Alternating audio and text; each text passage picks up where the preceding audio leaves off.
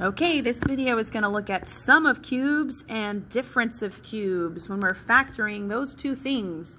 So these have their own patterns, but they're different from sum of squares, difference of squares, obviously because they're cubed, so that's a distinct difference, but also because of the way we factor them. We have this a plus b, a minus b, but then we have these squared terms in our second part.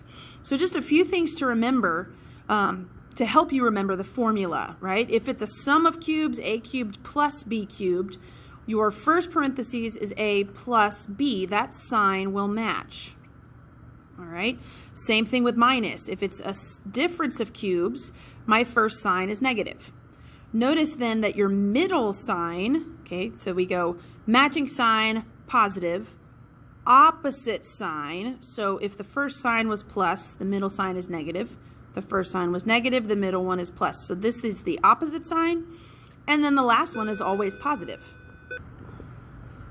So that's just a little tip to help you remember. And then the a and the b, we're taking the cube root of each term. Okay, so if we look at some examples here, we've got 8y cubed minus 125.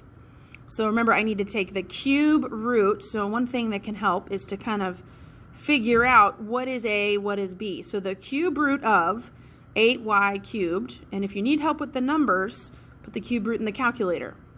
So the cube root of 8 is 2.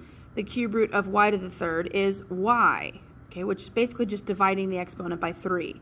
So my a is 2y, and then b is the cube root of 125, which is 5.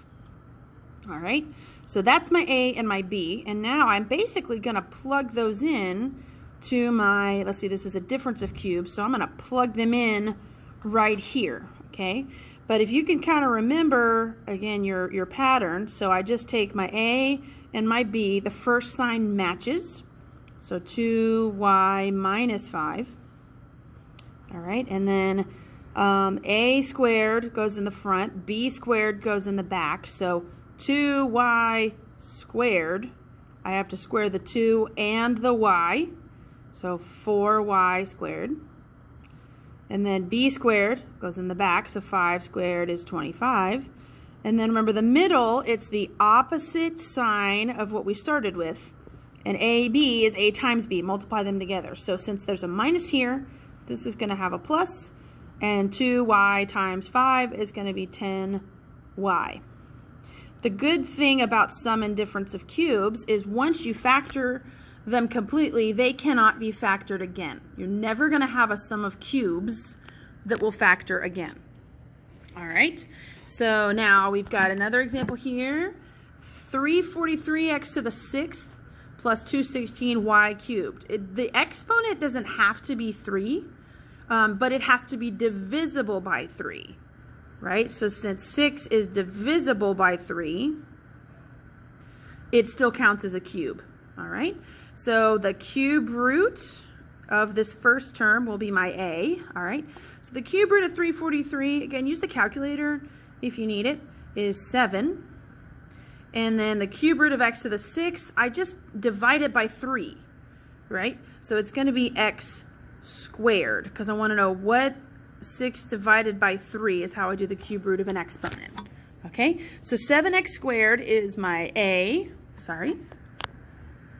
and then my b is going to be the cube root of 216y to the third. So the cube root of 216 is 6, and the cube root of y cubed is just y. Again, divide the exponent by 3. So now I just have to take my a quantity. Okay, so plug these in. So for a sum of squares, this one was a sum. So I know it's going to be a plus b. All right, so a is 7x squared. B is 6y. So a plus b, 7x squared plus 6y. All right, then times a squared. So again, take the whole a, all of the parts of it, the 7 and the x squared, and square them. So 7 squared would be 49. X squared squared, it's like multiplying it by 2, would be x to the 4th. All right. And then remember, this next sign is the opposite. I started with plus, so this is minus.